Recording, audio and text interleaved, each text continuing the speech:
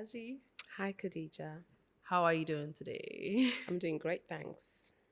Welcome to this podcast session. It's going to be chill. We already have a vibe going on, Yeah. so this should be pretty easy. But I was reading your profile. It was very interesting being into property for over 2 decades, right? Something like that. Yeah. Yeah. And then Yeah. also in fintech. Oh, yeah. It's a pretty interesting mix, but I'll give you the chance to just tell us more. Introduce yourself. So, I like the vibe that we're going on with Yeah. here. So I kind of fell into property 24 years ago.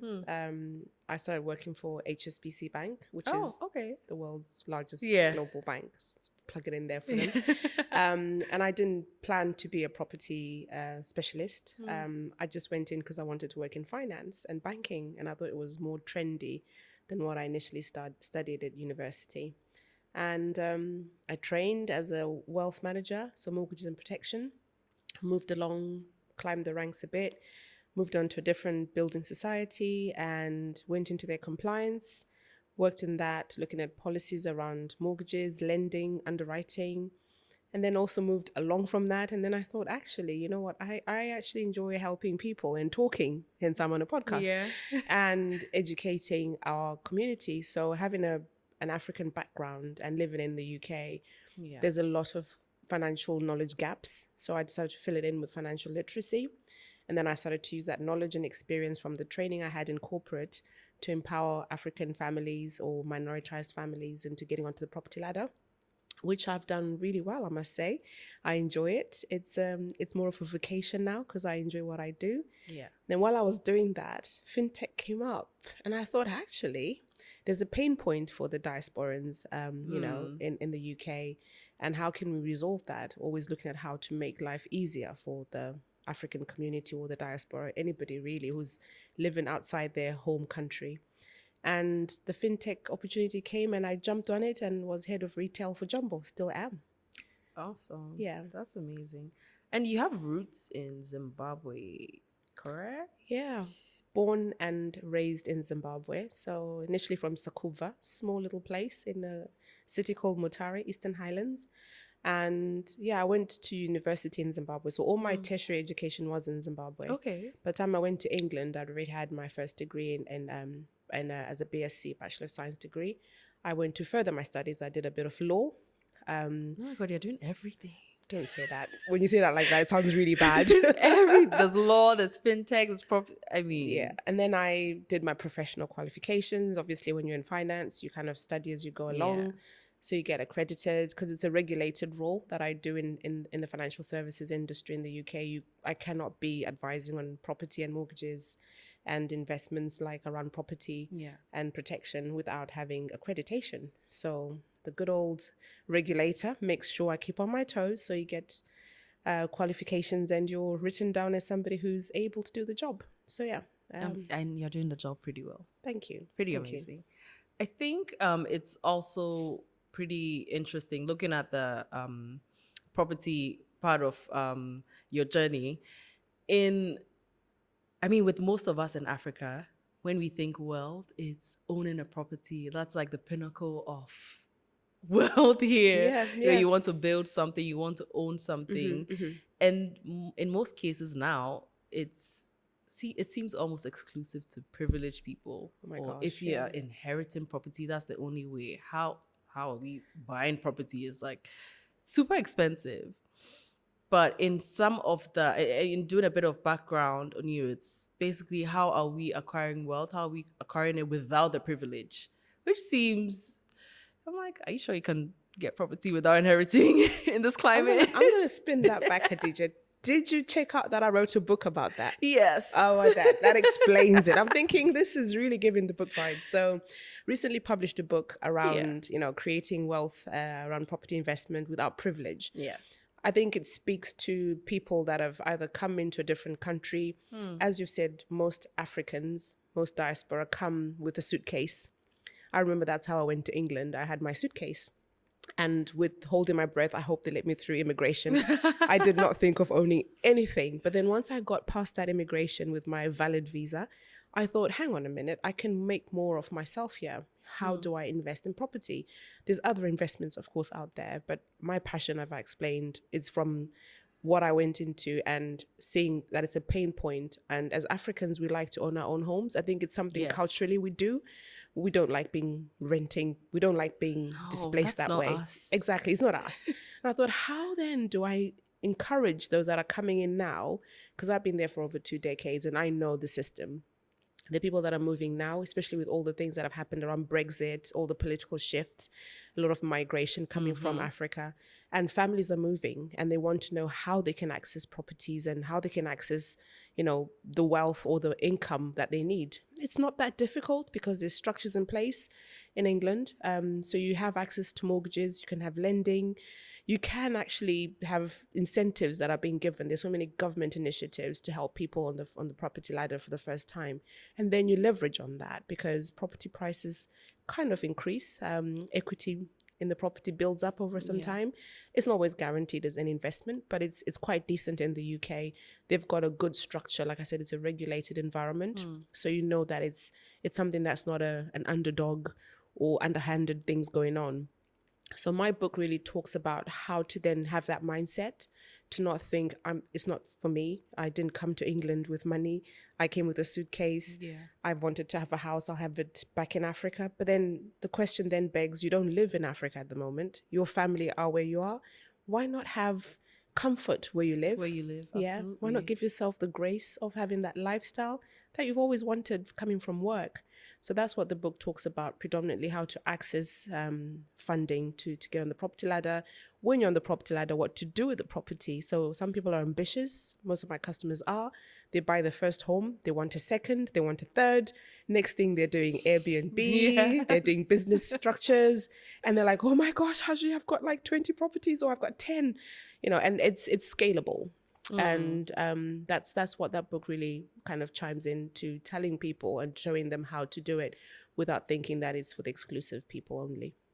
That's really amazing. And I think to your point, I mean, owning property, it's also a mindset thing of having, we like to build where, I'll build in Ghana, I'll build in Zimbabwe, build in my home country, despite not living there. It's almost, that's what everyone does. But to your point, you don't live there. You live maybe in the UK. I live in Singapore. Why not have the mindset to actually own something out there? And of course, like you said, it's more regulated there than here. I don't know too much about Zimbabwe, but owning property in Ghana can be quite a hassle in terms of all the paperwork. It's not as regulated as you're explaining how it is in the UK. So also that kind of advice is what people need. That there's opportunities out there. It doesn't just happen in your home country. You live in the States, you live in the UK, there's a process you can follow. There's an opportunity for us to own more. Just that cultural mindset. I think it's very important that you touched on it. I think people do buy out of emotion when they buy back in Africa. It's, oh, my parents are there, my grandparents are there. I have to be seen. And to be fair, some of the parents don't help because they're like, oh, your friends who went last year have bought a house, they've bought a truck, they've bought this. What are you doing out there? You're embarrassing me at church. They're talking about testimonies. So the pressure doesn't stop, but it's stepping back and thinking what works for you. Because once you invest in property here in Africa, there's nothing wrong with it. If it's sort of the next thing you're doing, there's nothing wrong with it. But having that stability where you are, I think speaks to a lot of people. And the good thing is markets like the UK and most of the Western world, and I'm sure Singapore is the same, once you buy a property as it values up, as it increases in value, if you decide to come back to Africa, you can dispose of it. Instead of coming back with your suitcase, you're coming back with some equity in cash and investments, and then you can build the property you want and live there.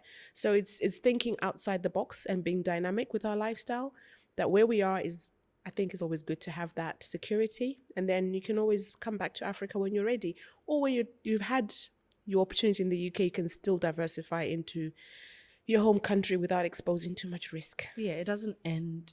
It doesn't end. It doesn't end here. It's just, the world is your oyster, basically. Absolutely. But I'm interested in seeing or knowing how you marry fintech and, property property management, but in terms of just acquiring properties with privilege or without privilege, as we've been discussing. How do you marry that with fintech, if any? Well, to be fair, the whole world is based on some sort of financial system, right? Yeah. And the mortgage sector that I predominantly sit on or sit in has been one of those traditional sectors where it's tied to some central bank and regulatory bodies. Fintech is sort of a disturbing market, is that it's come as a disruptor. And it's following a trend that addresses the needs of the younger generation. So the current people that we're serving as fintech are people that want things done now. It's a faster paced process. The policies move quicker. The transactions are quicker. It's on the go. And you look at traditional instruments like mortgages and things like that, they're a bit on the slow side. So where I sit is I've had the privilege, I'd like to say, of sitting on both worlds, having worked in banking traditionally for years and years. And then the fintech is, okay, this can resolve many other problems. And to answer your question about property, it's what we've done with the fintech without giving too much away. The IPO we've got a platform that serves the diaspora in the UK. It's Pan-African. And we looked at it. For example, you can have a bank account. I'll just name a bank. Let's say Bank ADD. You've got a bank account there, your salaries go in there, your bills are paid from there, which is all great. Then you've got your family back in Africa or Ghana, Zimbabwe, Kenya, just to name a few countries, and you want to go back home. What do you have to do before you travel? Tell ADD Bank in the Western world that you're traveling, and then they tell you the charges, the fees for transacting. Tell me about And then when you get here, you're having to look for how to convert. Like I've been in Ghana for a few days. Thank you, Ghana, for having me. It's my first visit, but I've loved it. I know it's been lush. Your first time in Ghana. It's my first time in Ghana, and I feel so much at home. But I've had to go and look for cash at the airport. Someone said, "Oh, you need to get some CDs." I'm like, "Oh my gosh, I've not handled cash for ages." But it's a very much cash-based, country as well. I mean, I don't have a card here. So what our fintech that I'm part of does is it solves that pain point as a diasporan. Instead of having to tell Bank ADD that I'm going to Ghana, is have a card, have a banking platform, not just a card, not just a wallet, but a proper bank account, which is in a regulated economy, which is a UK bank account, where I can have my salary paid into, pay my bills from, travel the world, Africa mostly, because this is where home is for me, and still be able to transact without all those fees, and also be able to send my mom money. So we have tokenized with Apple Pay, Google Pay, all those things, so we can travel. Working with MasterCard, they can have, it's in the pipeline, have a sister card, which my parents can then have a copy of. So I don't know, like you, if you have family here, I have to send money. My mom is like, "Oh, this happened, that happened." Always. So on the fly, you don't even see how much you're spending and sending home, because it's always when you're working, you're not keeping a track. Always. It's always an urgent thing. And then you use the remittance platforms, which have done a great job, but are they addressing the problem? Because by the time I get to the end of the month, I've sent my mom £500, and you're thinking, hang on a minute. So what we've done is resolve that by having a banking app, and I have the account that my mom is using linked to my app, so I can see what I'm using. So I can put a cap. So this month, mom's allowance is 200. That's it. And that's it. It keeps you in control, and it takes away that financial poverty, I'd want to say in quotes, where you're constantly repatriating money to Africa. Yeah. It's done great for the continent, but it's actually doing the flip side for the people that are sending that money, because it's coming here for day-to-day living. It's for food, isn't it? It's a consumer economy. There's no investments, there's no properties, there's nothing to show for it. So what we're doing as a fintech is giving that platform to say, hey, Khadija and your friends, you live in Singapore, you're from Ghana. What you can, instead of just sending money for, consumables and day-to-day living, you can have a chance to invest in property through our platform, invest in sustainable renewable energies, solar panels, solar energy, cryptocurrencies, all these things from the one platform. So the trillions of dollars that have come into Africa in the last 5 years alone, that's just all gone somewhere. So we'll have a channel and a pathway to trace where that goes and give you control of where you want that money to go to. And while we're doing that, there's a social mobility aspect of it. So that money has so far benefited our families and a few individuals. But if you go outside, we still have vendors outside. We've got other social ills that we're suffering as Africa as a continent. And yet our African children are out there making all this money that's coming and not showing much for it. So having a footprint where we then have social impact programs via what we're doing. So for every investment, there's this going back to social housing. That's the property aspect. There's this much going back to schools. That's the educational aspect.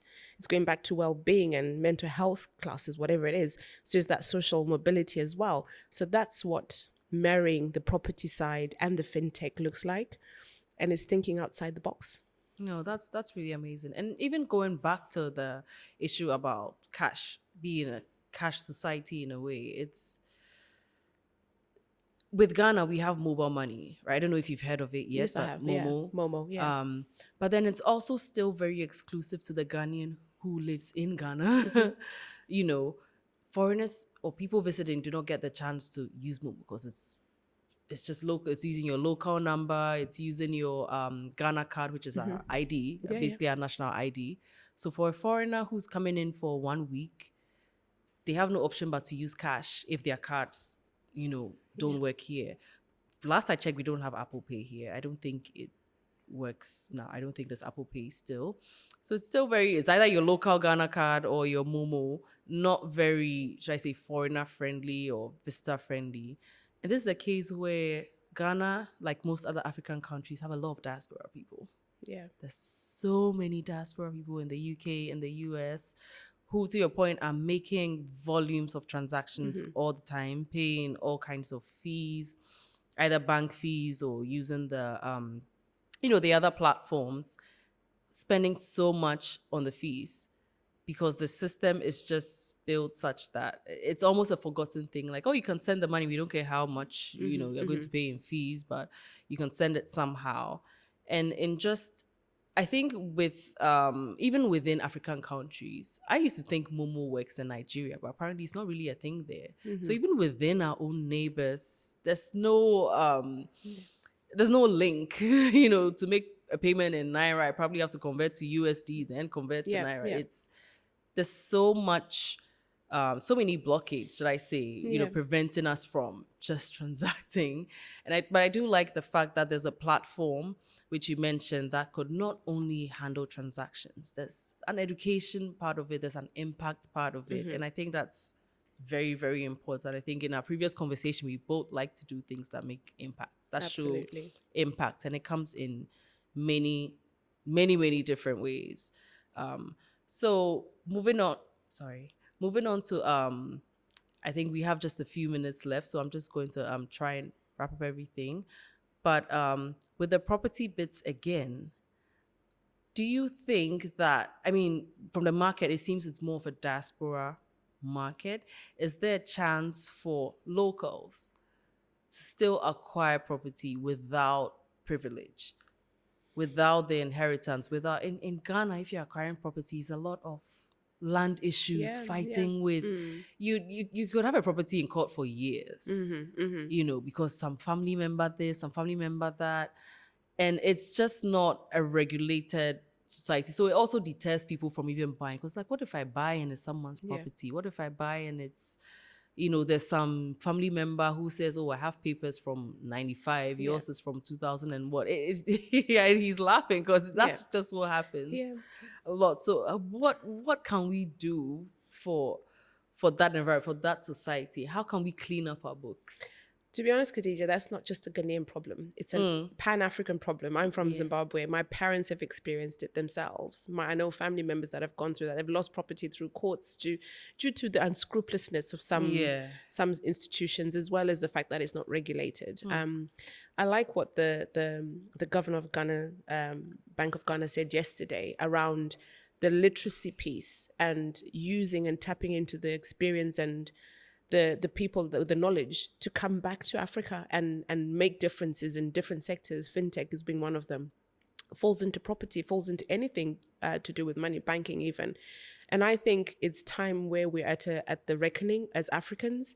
If we're going to be the next frontier in fintech, next frontier in property, next frontier in cybersecurity, all these things we're talking about at the conference, we need to be intentional about who we're putting in those rooms. Yes. I'm sat here with over 2 decades of experience, but I can tell you this, Khadija, I'm not the only one. There's people that are in cybersecurity, in infrastructure, looking at data centers all over the world from Africa. Africa's children are out there, educated, experienced professionals running industries in the West.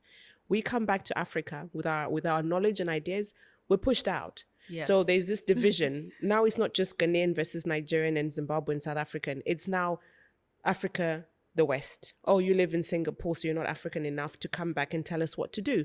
But actually, harness that energy, harness Khadija's experience in what field she's in, and improve the continent. And for us to do that, we have to understand that the experience and the knowledge that we've gained living in the Western world is a stepping stone to our advantage. And I think regulation, 100%.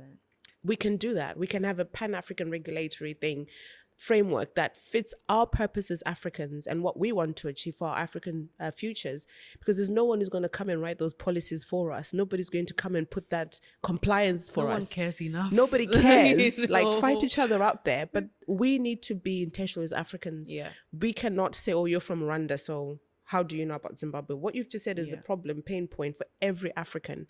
And we need to resolve that as a people for ourselves. And I think because people like myself have been in compliance and regulation, and in regulated environments, we understand how to do it. We're not saying let's copy the West, but we know what that looks like. Let's create our own blueprint from what we've seen that works and make it an African thing. Let's remove these borders. And at the moment, we've had the panel this morning, and we had a lady, Rosa Whittaker, saying how much pensions are funded by Africans, all of this, but they're not coming to Africa. It's a trust thing as well, because in the diaspora, if I was to tell you, Khadija, there's a project of property that we're building, in Accra, I need you to put down, 10,000 cedis as a deposit. You're going to look at me funny and sideways and go, girl, what are you talking about? But that trust thing comes from using somebody in your environment, because you'll know Hazvi's taking a risk like me. So exposure is going to be limited, and you have a trust thing. I mean, I've been in property for a long time, so you're going to believe what I'm telling you rather than some person who's talking to you from a place of ambition rather than experience. Yeah. So with that, all of this that I'm doing, we're also doing charity work. So we've got young children that we're raising in the diaspora, trying to expose them to being credible professionals. They need to have that connection with Africa. So we are needing more and more space for our own people to come back home. I think you touched on it. Just being outside of the region and seeing what it's like out there. I'm always like, oh, can this work in Ghana? Like, if one day I want to come back, I'm just looking at stuff in Singapore, like, why don't we have this? Why can't I bring this back home? So just having that experience, it's such an eye-opener. I always encourage people, even if you're not moving out of the country, travel and see what it's like out there. Because there's so much potential here in Ghana, in Zimbabwe, all over the region. But most people, to your point, there's a trust thing. Others also don't know what good looks like. So it's a very limited way of thinking, but also trusting the people that have gone out there to see what could work. We can bring it back and say, look, this worked in Singapore, this worked in the UK, this worked in the US. It's going to be better in Ghana. So just building on that trust factor, I think it's very important. And I would, just encourage people who are out there as well to try and bring something back home. Bring your expertise back home. But to wrap this up, I want to ask, what's next for Hazvi? Tell us, Oh, wow. what can we expect from you in the next couple of years, in the next decade? So I think having been here for the first time for this conference and this summit, welcome to Ghana. Thank you. It's pretty hot, but Thank you. For me, it was an eye opener, because from being from Southern Africa, I only know what the Southern Africans are doing. Of course. But the last few days have shown me we're all the same. Yeah. And what's in it for me is now being that advocate that's been mentioned at the stages this morning. Speak up for our people. Yeah. And start to mobilize more people like me. And say, look, guys, let's try and be intentional and have that allyship. And I'm knocking at the door of the governors that, to say, speak to us. All the things you're saying, we know what they look like. Allow us to come in. We've got the compliance. We know the framework and infrastructure for security. All the things you're saying, tokenization, we've done it. We've done all these things. Let us partner with you. Yes. And it's hoping that knocking at those doors will open, and we can start to have those collaborations. And I'd love to think that in 3 years' time, Africa will be the place where everybody's learning how to be a fintech lead. Because fintech comes with insurances, it comes with security, data centers.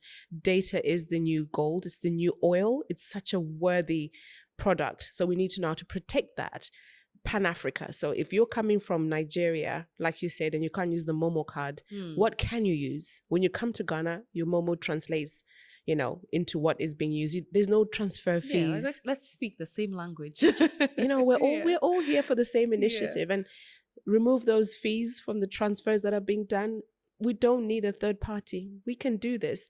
We have all the resources as Africans. We've got wealth in minerals. We've got tourism. We've got agriculture. We've got solar, natural resources. And the people. The people is the biggest resource that we keep forgetting. So I hope that whoever's listening out there, pass this around to the people that are policymakers in Africa and say, your people are ready. Thank you. That's amazing. It was a joy having you. This was pretty fun, and we should definitely catch up. Thank you for coming again. Thank you for being at 3i and coming to Ghana. We hope to see more of you. Thank you. Can't wait.